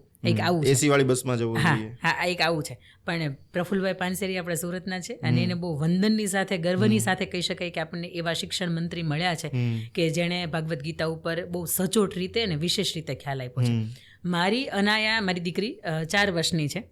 કદાચ એને મેં ભાગવદ્ ગીતા ન શીખવી હોત, પણ એની શાળા, જે શાળાની અંદર એ જાય છે, એ શાળાએ નક્કી કર્યું છે કે બાળક 1 વર્ષની અંદર મિનિમમ નાના લેવલનું છે તો એને 5 શ્લોક આવડવા પડે. એટલે અત્યારે ધર્મક્ષેત્રે, કુરુક્ષેત્રે મને નહોતો આવડતો, પણ મારું બાળક 4 વર્ષનું છે એ શીખ્યું છે. એટલે શાળા પરિવાર તરફથી તો એક હંમેશા એવું કહી શકાય કે માત્ર તમે એને ભણવામાં, અને અત્યારે તો કોઈને 90% નીચે તો આવતું જ નથી. તમે હું એવા સમયમાંથી ભણ્યા છીએ કે આપણે 2 વર્ષના ભેગા કરતા ને ત્યારે આવતા હતા. હા, 3 વર્ષના ભેગા કરીએ તો માંડ 150% ભેગા થતા હતા એમ. એટલે આજના સમયની અંદર ટકાવારી માટે કોઈ ઇશ્યુ જ નથી. પણ તેમ છતાંય તે જો તમારે 90%નું બાળક છે એ 70-80 લાવે છે, તોફાની બાળક છે, તો એના મા બાપ એવું કહેશે કે 80% જ આવે છે, હું તો તમને 80,000 ફી ભરું છું, 80% જ આવે, જો ઓલાનું બાળક. એટલે ક્યાંક એ પણ કમ્પેરિઝન થાય છે. પણ શાળા તરફથી તે હું એવું માનું છું કે જો તમે બેસ્ટ ઘડતર કરવા માગતા હોય તો બધું જ ભેગું કરો ને. 56 ભોગ તમને એટલા માટે સારા લાગે છે કે રોટલી, દાળ, ભાત, શાક, રોટલી, સ્વીટ, ઠંડુ, ગરમ બધું જ છે. અને એ બધું જ છે ને એટલા માટે તમને એ સારું લાગે છે. તો એક બાળક તરીકે જ્યારે તમારે મલ્ટી ટેલેન્ટેડ કે મલ્ટી ટાસ્કિંગ વિચાર તમને આવે તો એ ત્યારે જ એની અંદર આવી શકે કે જ્યારે એની અંદર સોટી વાગે સમસમ એ મળતું હોય, જ્યારે એની અંદર પ્રેમથી હાથ પકડીને તમે લખાવતા હોય એ મળતું હોય. અને આજના બાળકને ખરેખર એક વ્યક્તિનો તો ડર હોવો જ જોઈએ. એને ભગવાનનો નથી રહ્યો અને ત્યારે ઘરમાંથી કોઈનો નથી રહ્યો. પણ ઘણી વખત તમે બહુ લિબરલ પેરેન્ટ્સની સાથે ક્યારેક તમારે સ્ટ્રિક્ટ પેરેન્ટ્સ પણ બનવું પડે છે. અને બીજી વાત કે શેરિંગ ને કેરિંગની ભાવના છે. આજના બાળકની અંદર શેરિંગની ભાવના ભૂલાય છે. મારે જો કે સારી વાત છે કે ટ્વિન્સ છે એટલે નાનપણથી એને ખબર છે કે અમારે શેર જ કરવાનું. 10 મિનિટ આને રમવાનું છે રમકડું, 10 મિનિટ આને રમવાનું છે. મારી મોટી દીકરી છે અનાયા, 4 વર્ષની છે, તો નાની દીકરીને ફ્રૂટ્સ બધા ભાવે છે અને મોટીને નથી ભાવતા. પણ હું એવું હંમેશા માનું છું કે બંનેના લંચ બોક્સની અંદર હું ભરી દઉં. અઠવાડિયું એણે બીજા કોઈને આપી દીધા, પછી ઘરે આવે ને મને એવું બતાવે કે મારો લંચ બોક્સ જો મમ્મી ખાલી થઈ ગયો છે. એટલે મને ખબર છે કે આ ફ્રૂટ્સ નથી જ ખાતી. એટલે મેં અઠવાડિયા પછી સવાલ પૂછું છું કે બેટા તમે ફ્રૂટ્સ તો લઈ જાઓ છો, તમને ભાવતા નથી, તમારું શું કરો છો, તમે ડસ્ટબિનમાં ફેંકી દો છો? કે નાના મમ્મી મારા સ્કૂલની અંદર ઘણા બધા એવા છે કે જેને આ 3-4 મહિને આપણે સ્કૂલ ચાલુ થઈ ને ત્યારથી કોઈ ફ્રૂટ્સ જ નથી લાવ્યા.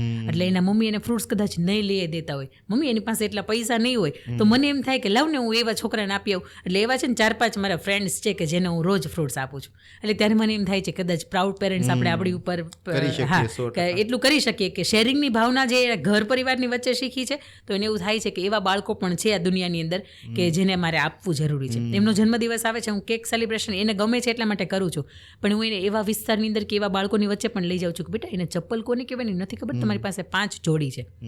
એટલે એ બહુ નાનપણથી જે મેચ્યોરિટી આપણે કહી શકાય એની જવાબદારીઓની સાથે બહુ નાનપણથી લેતા શીખી જાય છે. અને આવા બાળકને જો કોઈ ખોટું કરવું હશે ને તો પહેલાં 100% વિચાર આવશે એક વખત કે હું આમાંથી જીવો છું, કે જેવી દુનિયા તો હતી જ નહીં. ઘણા એવા લોકો છે જેને નથી ખબર. એ જ્યારે પીઝાનો કટકો અધૂરો મૂકે છે ત્યારે હું એને એવું બતાવું છું, બેટા આવા લોકો છે ને એને તો ખબર જ નથી કે પીઝા કોને કહેવાય, અને તમે 15-20 દિવસે 50 દિવસે ખાવ છો તો એનો મતલબ એવું છે કે આપણે આખું ફિનિશ કરો. એટલે ડીશ પૂરી કરવી, આવા બધું બહુ બેઝિક કન્સેપ્ટ છે ને, એ તમે એને સમય આપો ને તો જ એની અંદર આ ડેવલપમેન્ટ થઈ શકે. બાકી કોઈની દુનિયાની તાકાત નથી. આપણે અત્યારે સુધીમાં એવું હંમેશા કીધું છે કે 100 શિક્ષક બરાબર 1 માં, પણ એ માં પોતાનું માતૃત્વ પૂર્ણ રીતે નિભાવે તો આ થઈ શકે. બાકી તો એના માને હાથની અંદર મોબાઈલ હોય, એનું કરિયર હોય, એને ઇમ્પોર્ટન્ટ, એને ઘર એક બાજુ રહી ગયું, પણ આપણે સારા કપડાં પહેરીને સોશિયલ મીડિયા ઉપર કેવી રીતે સારા લાગીએ છીએ કે રીલ્સનો જમાનો છે, તો આ રીલ્સમાં આપણા વ્યૂઝ કેવી રીતે વધી શકે? જો એનું આવું જ માઇન્ડ સેટઅપ હોય તો પછી એ બાળકની અંદર પૂર્ણ રીતે પોતાનું યોગદાન નથી આપી શકતા એ પેરેન્ટ્સ. પણ તમે તમારા બાળક ઉપર 4-5 વર્ષનું 50 વર્ષનું હોય ને તો તમે ગર્વ કરી શકવા જોઈએ, અને ગર્વ ત્યારે થઈ શકે જ્યારે એને સમયની જરૂરિયાત હતી અને તમે એ દરેક કન્સેપ્ટ બહુ સારી રીતે સમજાવ્યા છે. એને ખબર છે કે મારા ઘરે જે પેલા બા રહે છે એ મારી સાથે ઓડ વર્તન કરે છે, તો એ ઘણી વખત મને એમ કહે છે કે મમ્મી સામું કેમ નથી બોલતી તું એને? એટલે હું એને બહુ સારી રીતે જવાબ આપું, બેટા આપણે કરતાં મોટા છે. અને અમે એક સરસ મજાનું એક ગીત બનાવ્યું છે કે મોટાઓને માન અપાય, નાનાઓને સ્નેહ કરાય, ટ્રાફિક હોય ત્યાં થોડીક વાર ઊભું રહી જવાય, આવા બધા સવારમાં ઉઠીને બ્રશ કરાય, જમતા પહેલાં ડીશને પગે લગાય. એટલે આવા મેં 10 સેન્ટેન્સ એને ગીતના માધ્યમથી શીખું કે રોજ સવારમાં હું એને રિપીટ કરું છું. એટલે મોટાઓ જ્યારે એની સાથે વર્તન કરીને તો એમ કહેવાય કે એને માન અપાય. ભલે માન આપવું એ થોડોક અઘરો કન્સેપ્ટ છે એના માટે શીખવામાં, પણ એને એ શબ્દની ખબર છે કે મોટાઓને માન અપાય, નાનાઓને સ્નેહ કરે. નાના 3 બાળકો છે મારી ઘરે, નાના મોટા, પણ આપણે કરતાં નાનું છે, ઓકે એની સાથે લેટ ગો કરો. આપણી કરતાં એ મોટું છે, ઓકે એ કે એમ કરો. એટલે આવા બધા ડેવલપિંગ સ્ટેજ જે એનો સમય છે એ 5 વર્ષનો છે. અને બાળક 5 વર્ષનું હોય ને ત્યાં સુધીમાં આપણને એમ હોય કે આપણે 35-40 વર્ષની ઉંમર છે ને તો આપણે કંઈક કરી લઈએ, પણ એ કરી લેવામાં તમે આ 5 વર્ષ ભૂલો છો કે જે સમયમાં એને. અને પ્રમુખ સ્વામી મહારાજ એવી પણ વાત કરે છે કે 9 મહિનાની અંદર તો તમે ગર્ભ સંસ્કારની અંદર બાળકને બહુ સારા શ્રેષ્ઠ સંસ્કાર મળે તમે આપો જ છો, પણ એ છે 2 વર્ષનું 5 વર્ષનું થાય છે ત્યાં સુધીમાં એ સુધારો કરવાનો છે ને બીજમાં કરવાનો છે. એ વૃક્ષ બન્યા પછી એમાં સુધારો નથી થતો. એટલે 90 વર્ષનું જે ડેવલપિંગ કરવાનું છે ને એ તમારે એટલા જ સમયની અંદર કરવાનું છે કે 9 મહિના મહત્વના કે જેણે જન્મ નથી લીધો, આ દુનિયા નથી જોઈ, એ તમારી સાથે જોડાયેલું છે ત્યાં સુધી, અને બાકીના 2, 2.5, 3 વર્ષ માટે કે એને બધા જ કન્સેપ્ટ એવા કે સમજી શકવા જોઈએ. એટલે 50 વર્ષના માણસને એમ થવું જોઈએ કે ઓહો આ વાતની અંદર એ આવું રિએક્શન આપી શકે છે.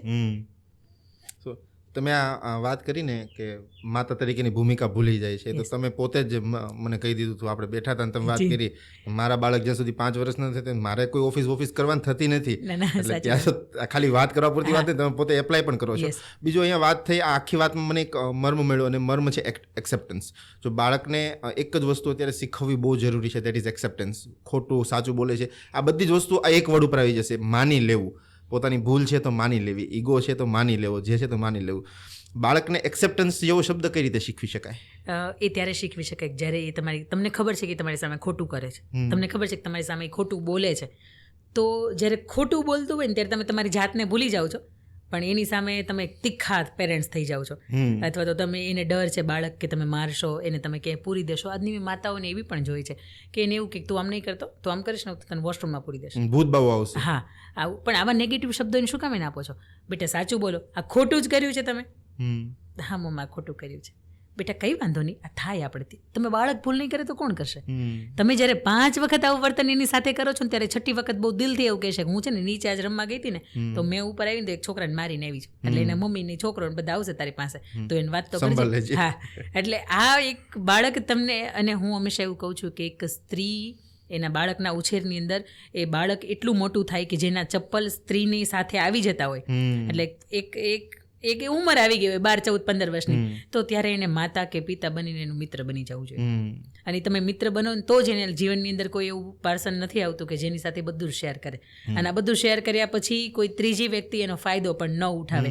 પણ એક મા બાપ તરીકે તમે બાળકને, જો એ 9 મહિના ગર્ભની અંદર અમે ધારણ કરતા હોઈએ, અમે ઓળખી શકીએ છીએ કે અંદર સૂતું નથી, એ અંદર એને કંઈક તકલીફ છે એમ, તો એ બહાર આવ્યા પછી એની માતા એના ચહેરા ઉપરથી વાંચી જ શકે કે તને તકલીફ છે. પણ એ તકલીફના મૂળ સુધી જવું ને એક માતા તરીકેની પહેલે મેઇન પ્રાયોરિટી કહી શકાય કે એ તમારે એના મૂળ સુધી જાઓ કે બાળક ડિસ્ટર્બ છે શું કામ. એને હમણાં એક નાગપુરનો કિસ્સો હતો, મારો એક સેશન હતો ત્યાં, એમના મમ્મીએ મારી સાથે વાત કરી કે મેં તમને 2-2.5 કલાક સાંભળ્યા ને પછી મને એવું થયું કે આ વાત હું તમારી સાથે શેર કરું. સ્નેપની જ વાત હતી એની અંદર. તો એક 11મું 10મું ભણતી 9મું 10માની અંદર એ છોકરી એ કોઈના છોકરાની સાથે ટચમાં આવે છે, વધારે ક્લોઝ ટચ થઈ જાય છે. એટલે એ છોકરી પોતાનો ન્યૂડ ફોટોસ છે એ છોકરાને મોકલાવે છે. એ છોકરો બીજા ફોનની અંદરથી સ્નેપ ખોલીને બીજા ફોનની અંદરથી ક્લિક કરી રાખે છે. પેલીને એવું છે કે મારો જે તે સમયે એક આવેગ હતો કે જેની અંદર એ ઘટના ઘટી હતી એ જતું રહ્યું છે. પછી એ છોકરો આની સાથે કોઈ બીજી મેન્ટલી પ્રેશર કરે છે કે ભાઈ મને તારે પેમેન્ટ આપવું પડશે કે XYZ, આપણે બહાર ક્યાંય પણ જાય છે તો તારે પેમેન્ટ આપવાનું. આ એવું કે છે મારે ઘરેથી ચોરવા પડે છે, મને મારી મમ્મી એટલી પોકેટ મની નથી આપતી કે જેના લીધે હું તારું મારું પેમેન્ટ આપી શકું. આપણે નહીં જઈએ ફરવા અથવા તો આપણે કેફેમાં કે કંઈ નહીં જઈએ, એટલે એના લીધે એની મુલાકાત ઓછી થઈ જાય. એટલે પેલો છોકરો એવું કે તારી પાસે ઘણા બધા એવા મારી પાસે પ્રૂફ છે તારા કે હું મારા બધા ફ્રેન્ડ સર્કલની સામે પ્રસ્તુત કરું ને કે આ દીકરી આવી છે તો એ તને બહુ ખરાબ રીતે જોશે. એટલે એક ઇમોશનલ બ્લેકમેલ કરી દીકરી. એટલે દીકરી એવું કીધું કે તારામાં તાકાત હોય તો કરી લે. કારણ કે એને પરફેક્ટ અંદરથી એવું હતું કે હું સ્નેપમાં વાત કરું છું એટલે એ મેમરીઝ ક્યાંય નથી સેવ થતી, પણ એને નથી ખબર કે એ આવી ભૂલે કરે છે. જે તે સમયની અંદર આવેગની અંદર આવ્યા પછી તમે જ્યારે આવું કોઈની સાથે શેર કરો છો તો તમે આખી જિંદગી એનો જવાબ દેવા માટે રેડી હોય તો જ શેર કરે. પછી એ છોકરો છે એ બધા એના ફ્રેન્ડ સર્કલને મોકલે છે, સ્કૂલે જાય છે, છોકરીને બધા એવું કહે છે ઘરે વાતું તો આવી દેખાય છે આવી દેખાય, એટલે એની ઉપર ન કરવાની હોય એવી કમેન્ટ કરે છે. એટલે એ મેન્ટલી બહુ બધી પ્રેશર થઈ જાય છે.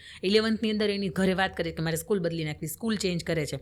પણ આ વાત એવી હતી કે એને ખબર જ છે કે મેં ભૂલ કરી છે, કે આનું કોઈ સોલ્યુશન જ નથી અને આને હવે મારે બધાને આખી જિંદગી મને મેન્ટલી ટોર્ચર કરશે તો મારે આ બધાને સહન કરવાના છે, આવી વાત હતી. પછી એ છોકરાની સામે આ છોકરી એવું થયું એને કે મારી મમ્મી તો કોમર્શિયલ બિઝનેસથી આખો દિવસ એ બહાર હોય છે, હું આ કોને વાત કરું, એની ફ્રેન્ડ્સ નહીં કરી ન શકે. પછી છેલ્લે સરવાળે એક વ્યક્તિની વાત કરે છે જે પોલીસ લાઇનની અંદર હોય, એ એને કહે છે કે બેટા તારે તારા મમ્મી પપ્પાની સામે સ્વીકારવું પડશે કે તે આ ભૂલ કરી છે, અને જો તું સ્વીકારીશ તો પછી 2 રિએક્શન હશે કે એક તારા મમ્મી પપ્પા તને પછી બધી જ રીતે એવી રીતે તારી સાથે ટ્રીટ કરશે, બીજું કે જો એ દિલથી સમજતા હશે કે આ તારી ભૂલ થઈ છે તો એ સ્વીકારી શકશે અને તને તારો સપોર્ટ આપશે. પછી એ છોકરાએ બધાની સામે આ બધા ફોટોઝ શેર કરે ને તો આખી સ્કૂલની અંદર શેર થઈ ગયા, એટલે છોકરીએ સ્કૂલ ચેન્જ કરી નાખી. પણ એ સમયમાં એના મમ્મીને એવું થતું હતું કે સ્કૂલ મારું ચેન્જ કરવાનું કારણ શું, મારું બાળક પહેલા ધોરણથી ત્યાં હતું તો 11માંથી અચાનક અડધા વર્ષની અંદર કેમ ચેન્જ કરી. એટલે એ ચેન્જ કરીને તો એ દીકરી ડિપ્રેશનની અંદર જમે નહીં વ્યવસ્થિત, એનો 3 મહિનાની અંદર એનો 18 કિલો લોસ થઈ જાય છે. પણ એ માતાને સતત આમ એમ થયા કરે કે મને કંઈ કહેતી નથી, પણ એક વખત એની માતાને બેસાડે છે કે બેટા કોઈ એવી વાત ખરી કે જે તમને અત્યારે તમારી ઉંમર છે કે તમે કરી શકો છો ભૂલ, પણ આની અંદર તમારે કોઈ તમને એવો અફસોસ થાય છે કે કંઈ એવું કર્યું છે, બેટા તું ચિંતા નહીં કરતી, હું તારી સાથે છું, એક મિત્ર તરીકે જ તારી સાથે છું. એટલે આનું રીઝન હું જાણી શકું. અને ત્યારે દીકરી એને બધ ભરીને રડે છે અને કહે છે કે મારી આવી ભૂલ થઈ ગઈ છે. પછી એ દીકરીની માતા અને દીકરી 2 પોલીસ સ્ટેશન જાય છે, ત્યાં આખી વાત કરે છે. પછી પોલા છોકરાને બધાને બોલાવે છે, પછી બધા જ ફેમિલીને બોલાવે. પછી એની માતા એવું સાબિત કરે છે કે જે કંઈ પણ બન્યું છે ને આ AI માધ્યમથી બન્યું છે, આ મારી દીકરી છે જ નહીં પણ એને બદનામ કરવાની કોશિશ, અને એવી રીતે પાછું લઈ આવે છે. પણ એ સમયમાં એની માતાનું એની સાથે હોવું ને એ દીકરીના જીવનની અંદર બહુ મોટું પરિવર્તન આપી શક્યું. જો સમયે એની માતાએ ઘરે વાત કરી હોત, પપ્પાને વાત કરી હોત તો એ દીકરી કદાચ બની શકે કે એ સમયમાં એ સુસાઇડનો પણ નિર્ણય લઈ શકે. એટલે એ સમયમાંથી થોડાક મતલબ આ સમયને 15 દિવસ વધ્યા હશે ને પછી મારી એમની સાથે વાત થઈ. મેં એ છોકરીની સાથે કાઉન્સેલિંગ કરી તો અંદર એ જ કહેવાનું હતું કે કદાચ મેડમ મારી મમ્મીએ જો મને એ સમયે સાથ નહોતો આપ્યો તો હું માનતી હતી કે મારી ભૂલનું પરિણામ કદાચ સુસાઇડ સિવાય કોઈ બીજું ન હોત એમ. એટલે આજના બાળકો આ 12 વર્ષ ક્રોસ કરે છે ને ત્યારે બહુ એવી ભૂલો છે જે કરી શકવા માટે બહુ રેડી હોય છે, કારણ કે એને બધી રીતના સ્કોપ મળે છે કે તમે ભૂલ કરો. તમે એનું ઘરની બહાર જતા ને તો આપણે દાદા એમ કહેતા કઈ બાજુ તો આપણને વિચાર આવતો કે આપણે કઈ બાજુ એને જવાબ આપીને જઈએ. આજના એમ કહે છે કે હું મારી ફ્રેન્ડને ત્યાં જઈને આવું છું, મા બાપને ખબર નથી કે તમે ક્યાં જાઓ છો. એટલે તમને ભૂલ કરવા માટેના 24 કલાકની અંદરથી બહુ બધા સ્કોપ મળે છે કે તમે અહીંયા ભૂલ કરી શકો. અને આની અંદર આ ભૂલો થાય છે, પણ આ ભૂલોને તમે ન થાય અને આ ભૂલોને તમે કેવી રીતે એને એ ભૂલ થયા પછી માણસ નેગેટિવ થઈ જાય છે અને એની અંદર એને પોઝિટિવિટી કેવી રીતે ક્રિએટ કરી શકો છો. મા બાપ તરીકેની થોડીક આ પણ જવાબદારી છે કે બાળકથી આપણી સમય એવો હતો કે જ્યારે ભૂલ થવાના સ્કોપ જ નહોતા કોઈ, અને થતી ને તોય કેવી કે ઝાપટ મારીને આપણે સોલ્યુશન થાય. અને ત્યારે એવા કોઈ ફોન કે એવા કોઈ મીડિયા નહોતા કે આપણને કોઈ દૂર 5-4 કિલોમીટર દૂર બેઠી હોય તે વ્યક્તિ સાથે લાગણીના સંબંધો બહુ જ ઓછા સમયની અંદર બંધાઈ જતા હોય છે. અને આજના સમયની અંદર તો આ 12 વર્ષ પછી એટ્રેક્શન જ છે કે તમે કેવા દેખાવ છો, તમારું ફેમિલી બેકગ્રાઉન્ડ કેવું છે, તમને કેટલી સ્વતંત્રતા મળી શકે એમ છે, મતલબ આ એની સાથે જોડાઈ ગયું છે આખું એમ. પણ આજના સમયમાં પ્રેમ ખરેખર થાવો ને એની ઉપર બહુ ઓછો વિશ્વાસ આવે છે. 100% એવું કરી શકાય, એવું કહી શકાય એની અંદર. તમે વાત કરી એમાં એની મમ્મીએ બહુ વાઇઝ સ્ટેપ લીધું. એનું રીઝન છે કે જ્યારે એક કન્ઝર્વેટિવ પેરેન્ટ્સને ખબર પડે ને કે આવા કોઈ ફોટોઝ એના લીક થયેલો છે, એ તો પેલું કામ જ કરે, મારે ને આ અંતે ઘરમાં પૂરી દે કરે, ના કે પહેલાં જે સોલ્યુશન લાવવાનું છે સોલ્યુશન લાવીએ પછી કાઉન્સેલિંગની શરૂઆત કરીએ. બીજી તમે એક વાત કરી હતી કે જ્યારે મમ્મી અને વાઈફ બંને તરફથી ઓછો ખાલી મારો થવાની વાત આવતી હોય ત્યારે કોઈ ત્રીજાનો થઈ જાય છે અને બહુ પ્રેક્ટિકલ થઈ ગયા છે એક્સ્ટ્રા મેરિટલ અફેર. તો આના વિશે શું કહેવું છે તમારું? આ કદાચ અત્યારે 10માંથી 6 ઘરનો ક્વેશ્ચન છે, પણ એક મારે એ કહેવું છે કે પુરુષ બહારથી થાકે તો એ ઘરે થાક ઉતારવા માટે આવે છે, પણ જો એને ઘરનો જ થાક લાગે તો એ ક્યાં જાય, અને ક્યાં જાય તો એનો સવાલનો જે જવાબ આવે છે એ કોઈ રીતે સ્વીકારી ન શકાતું હોય એમ. બહુ ઓછા એવા વાઇઝ પુરુષો મેં જોયા છે કે જેના પત્નીના, માતાના, ઘર પરિવારના, બાળકોના ત્રાસથી ત્રાહિમામ છતાંય તે એ માણસ મંદિરનું પગથિયું ચડે છે, પણ કોઈના દિલના દ્વારે પહોંચતા તેને વાર નથી લાગતી, કારણ કે એ સમયમાં એ થાકેલો છે ને એ હંમેશા એવું અનુભવે છે કે મને કોઈ હૂંફ આપનારું મળે, મને કોઈ પ્રેમ આપનારું. એને પ્રેમ મળે જ છે, પણ છતાંય આવા કારણોને લીધે થાળીની અંદર બધું ગળ્યું હોય ને એક તમારે થોડું કડવું આવી ગયું હોય તો એ બધો જે ગળપણ છે ને એનો સ્વાદ તમારા માટે મરી જતો હોય છે. એટલે આવી રીતે એક પુરુષ એવું જ નથી કે આ પુરુષ જ એની અંદર જઈ શકે છે, આ એક શોખ પણ છે. આ સ્ત્રીઓના જીવનની અંદર પણ એટલું છે કે મારે નેઇલ પોલિશ કરવી છે, 500 રૂપિયાવાળી નેઇલ પેઇન્ટિંગ કરવા છે, મારા ઘર કેપેબલ નથી, તો હું શું એવું કરું? પણ એ વિચાર નથી આવતો સવારે 7 વાગ્યાથી લઈને સાંજના 7 વાગ્યા સુધી બેન તું જોબ કરને, કંઈક એવું કંઈક કરને કે જેને લીધે તું તારા દમ ઉપર કે તું તારા પોતાના પગ ઉપર આર્થિક પગભર તું થઈ શકે એમ. પણ હંમેશા એને એવો જ વિચાર આવે કે મારા આર્થિક જે પણ કોર્નર છે એ નથી તો હું ઘર બેઠે તો શું કરું? એટલે એમાંય બપોરે 2 થી 5 ઊંઘવાનો સમય, રીલ્સું જોવાનો સમય, સોશિયલ મીડિયા એટલે એવો સમય કે એના પતિને બહુ વિશ્વાસ હોય કે ભાઈ મારી પત્ની ભલે સ્નેપ વાપરે પણ એ ફોટો પાડવા માટે વાપરતી હશે, પણ એને ખબર જ નથી કે આની અંદરનો ઇશ્યુ આવો છે. ઘણા મેં એવા પણ દંપતી જોયા છે કે એમના પતિ ઓછું ભણેલા હોય, એમને ખબર જ નથી કે આ એપ્લિકેશનનો શું ઉપયોગ થઈ શકે, તો એના ફોનની અંદર હોય છે, એમના પતિ પૂછે તો કે આ તો અમારા આ કામની હોય છે, એટલે એના પતિ પૂછતા નથી. ઘણા મેં એવી પણ સ્ત્રીઓ જોઈ છે કે સવારમાં એપ્લિકેશન પોતાના હસબન્ડ ટિફિન લઈને જાય ને એટલે ડાઉનલોડ થાય, સાંજે રિમૂવ થઈ જાય. પણ શા માટે? તમારે 5 કે 10 કે 15,000ની જ જરૂરિયાત છે, બરાબર? તો અત્યારે તમે ઘરેથી ડ્રેસ વેચો છો, ટીકી સ્ટોન ચોંટાડો છો ઘરેથી, પણ અત્યારે મહેનત કર્યા વિના શોખ પૂરા કરતાની સાથે સાથે હું કેવી રીતે આનંદમાં રહી શકું? કદાચ આ સમાજ માટે બહુ ગંભીર પ્રશ્ન છે. પહેલાંનો એક સમય હતો કે જ્યારે આપણને ચારણ કન્યા મળતી, પહેલાંનો એક સમય હતો કે દીકરાની અંદર હીરબાઈ વાળા આવા પાત્રો આપણને મળતા, પણ આજે એ પાત્રતા એટલા માટે આપણને પાત્ર નથી મળતા એનું અંદરનું સત્વ છે ને એ સ્ત્રી તરીકે એણે ખોયું છે. અને એના માટે હું હંમેશા મારા સેમિનારની અંદર વાત કરતી હોઉં છું કે મહાપુરુષોએ દેશના એવું કીધું છે કે પુરુષ કદાચ પોતાનો ટ્રેક ભૂલે ને, પોતાનો રસ્તો ભૂલે ને તો ચાલે, હજી આ સમાજ આ દુનિયાને માફ કરી શકે, પણ આ હિન્દુસ્તાનની સ્ત્રી જો પોતાનો રસ્તો ભૂલે તો આ સમાજ કે આ દુનિયાને ક્યારેય માફ નથી કરી શકતી. એટલા માટે કે એક સ્ત્રીને જગદંબાનો અવતાર કીધો છે, એક સ્ત્રી પૂજનીય કીધી છે. એ દીકરી હોય, બહેન હોય, પત્ની હોય કે માતા હોય, આ બધા જ સ્વરૂપ એના પૂજનીય સ્વરૂપ છે. એક પુરુષને પૂજાતા નથી જોયો. જો જે પૂજનીય છે એ એના તરફથી ભૂલ કરે છે તો પછી એ શું શીખવી શકે, એના તરફથી આપણે શું સંદેશો લઈ શકીએ? એટલે ઘણી વખત એક સ્ત્રીને જો એમ લાગતું હોય કે બધા જ મારા શોખ હું પૂરા કરી શકવા જોઈએ, તો પછી રાત દિવસ તું બેન મહેનત કર, એના લીધે જ પૂરા કરી શકાય. બાકી કોઈના હાથથી તમે એક ડુંગર ચડો, તમારી પાસે કેપેસિટી નથી, પણ તમે કોઈનો હાથ પકડીને ડુંગર ચડો તો અડધે રસ્તે છૂટી જવાના ચાન્સ પૂરેપૂરા છે. પણ તમે એટલી સ્પિરિટ પોતાની જાતે ક્રિએટ કરો કે નહીં, હું જે કરીશ એ શ્રેષ્ઠ કરીશ. અને બીજું મહત્વની વાત તો એ છે કે દુનિયાના મંચ ઉપર તમારે ઊભું રહેવું હોય, દુનિયાના જગતના ચોકની અંદર તમારે ઊભું રહેવું હોય તો તમારી પાસે કરોડપતિ હશે ને તો એના કરતાં બીજો કરોડપતિ તમારી બાજુમાં આવીને ઊભો રહેશે. તમારી પાસે 5 માળની 15 માળનો બંગલો હશે ને તો બીજો 20 માળનો કરીને ઊભો રહેશે. તમે ખુદ બુર્જ ખલીફાના માલિક કેમ ન હોય? તમને એમ કહો હું જ જે છું એ સર્વસ્વ છું, તો એની બાજુમાં એવો કોક આવીને ઊભો રહેશે. પણ ચરિત્ર એક એવી બાબત છે કે જે તમારી અંદર ભરપૂર હશે. તમે કોઈની સાથે વાત કરો છો, કોઈની સાથે કોઈ પણ વાત કરો છો તો તમે તમારી મર્યાદાને બાંધીને વાત કરો છો, તો એ એક જ માધ્યમ એવું છે કે જે તમે ઊભા રાખી શકે છે તમને. એ ચરિત્ર એક એવી બાબત છે કે જેને તમારે ખોવાનો હંમેશા ડર રહેતો હોય સમાજની વચ્ચે નીકળો છો ત્યારે, પણ તમે જો તમારે મર્યાદાના બંધનની અંદર રહેતા હોય તો તમે એની ઉપર ગર્વ કરી શકો. અને એ એક જ વાત એવી છે કે જેના લીધે તમારી પાસે કંઈ નથી ને છતાંય તમને લોકો નમે છે. અત્યારે પૈસાને નમે છે, આર્થિક જેટલી પણ સગવડતા હોય એને નમે છે, વાત અલગ છે, પણ આપણને એવું લાગે કે તો બહુ સિમ્પલ છે, એનામાં શું લેવાનું છે. દ્રૌપદી મુર્મુજી છે, બરોબર છે, એમણે એના જીવનની અંદર બહુ સ્ટ્રગલ કર્યા છે, પણ છતાંય અત્યારે પોલિટિક્સના સ્થાન ઉપર છે, છતાંય લોકોને એને વંદન કરવા ગમે છે. એનું કારણ એ છે સુધા મૂર્તિ બહુ સિમ્પલ છે, બહુ સિમ્પલ જીવન જીવે છે, છતાંય એમ પ્રત્યે એક અહોભાવ થાય છે. એનું કારણ બધા આ જ હોઈ શકે. અને ચરિત્ર નથી સચવાતું તો દુનિયાનું કોઈ એવું પાસું નથી જ્યાં તમે ગર્વભેર ઊભા રહી શકો. એ સ્ત્રી માટે હોય કે તોય ભલે ને પુરુષ માટે હોય તોય ભલે. આ વાત આપણે અહીંયા ઊભી રાખીએ છીએ.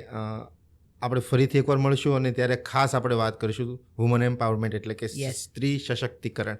આ આપણો મુદ્દો આવતી વખતનો રહેશે ને ચોક્કસ આપણે ફરીથી એકવાર મળશું. આજે તમે જે પણ ઇન્ફોર્મેશન શેર કરી એમાં તો લગભગ 70% તો હું જ કનેક્ટ કરી ગયો, લોકો પણ કનેક્ટ કરશે. Thank you so much coming on the CM show. Thank you so much. Thank you so much.